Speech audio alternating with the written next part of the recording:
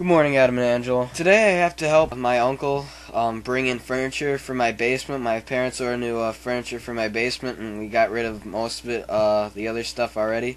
But we have to bring a couch out, and then tomorrow the furniture will come, and then the furniture people will bring it in.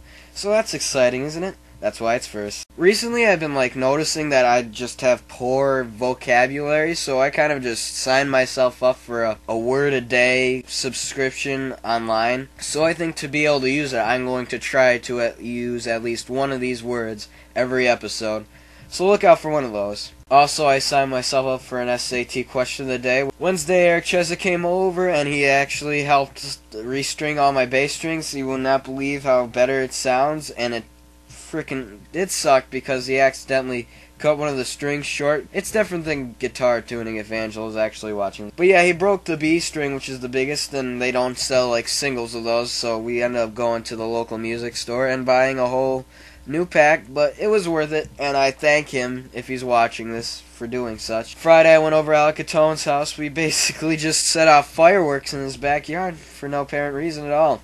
He's a pyromaniac, I guess. Adam, the 50 nugget thing you wouldn't have been able to finish even if you got past the 30, because for some reason you let your girlfriend eat a nugget. I don't know, 30 nuggets. And yes, obviously, eating before eating the nuggets is going to affect how well you do. I'll try it sometime during the summer. I don't run right now, and I think if I ate that much and gained that many calories at once, I'd really be fucking myself over. It's funny that in my last video I ended up talking about dying. I told you guys maybe a couple months ago that my grandmother's sister had passed away. Well, now her other older sister passed away as well.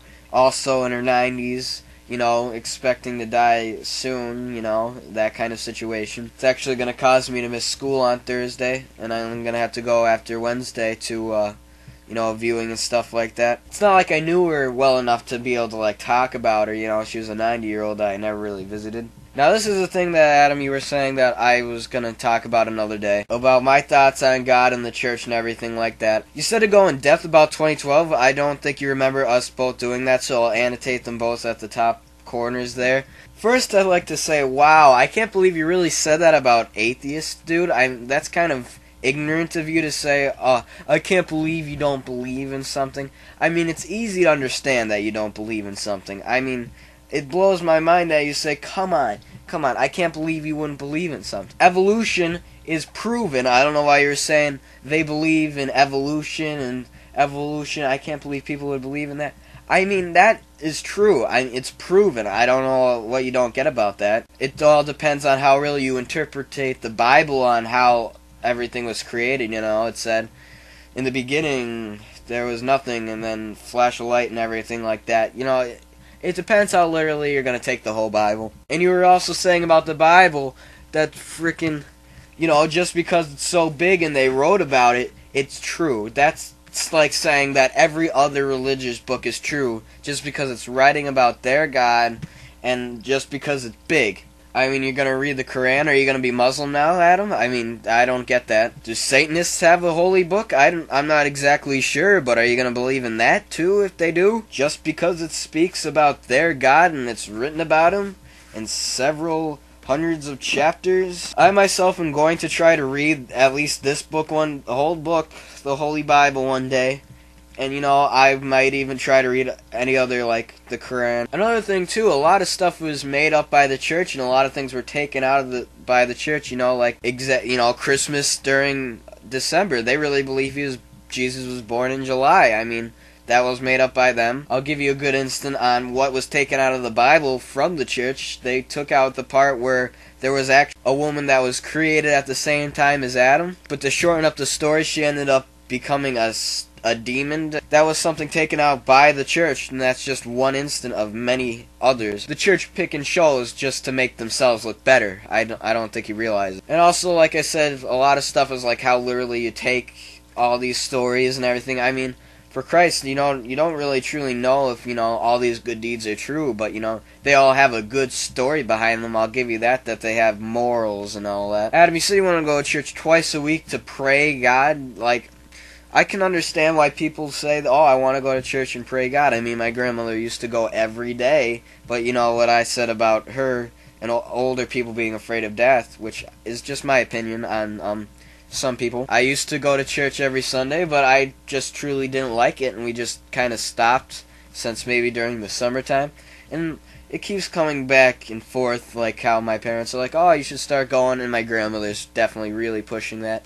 But it's something that I just don't want to do, and I don't feel comfortable. I think that if there's a God, He wouldn't truly want you to be praising Him all the time and praying to Him, and, you know, He's not going to answer your prayers miraculously and everything. It's all up to you, in my opinion. And also, I think that's kind of selfish that a God would want you to be praising Him and taking a whole day just to dedicate to Him. Now, the one thing you said, Adam, that you were forgetting to talk about was this little book thing here the journal about my mom, which is understandable. You talked a lot about different things on Friday, so I understand. So maybe you could talk about this. This is I was born in vitro fertilization, like I said, and this is the journal my mom wrote during then. You know, the time where she was starting to get all the procedures and the shots and everything like that, and then later after I was born.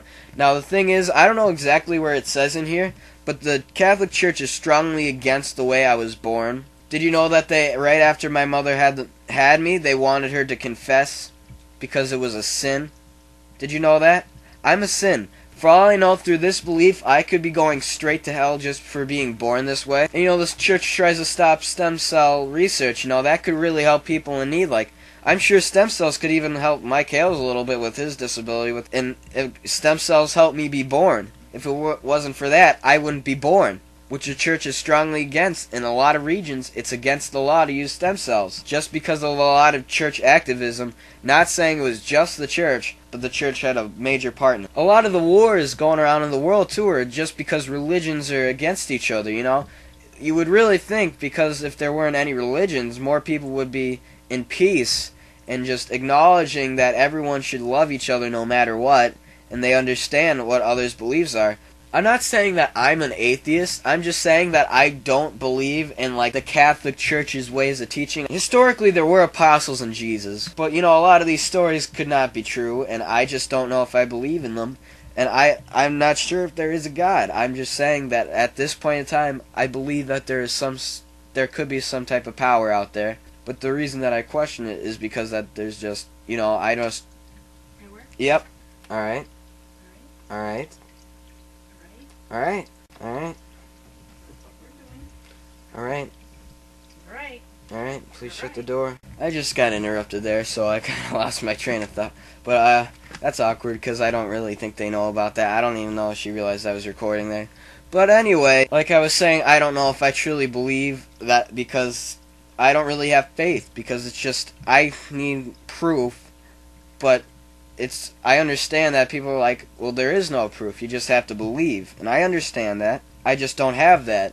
And it's a gift, as they said in, actually in Angels and Demons, Tom Hanks' character said, faith is a gift that I have yet not to receive. I'm not saying that I might not believe just because that there was, like, all this bad shit happened to me and everywhere in the world. I'm not saying, oh, why isn't God helping the lady getting raped in the back? I understand that, you know, that there's universal laws in this world that just don't allow anything just to occur just because he wanted to. But we all have free choice, and I understand that God wouldn't change anything because he gave us free will, even if that screws over people that didn't have a choice. But my thoughts could change in either directions in the future. You know, I don't know. This is just my current thoughts right now. For all I know, I'm gonna, like, get into a car accident tomorrow and be all like, oh, Lord, God saved me and everything like that. But I'm sorry we couldn't inosculate Adam.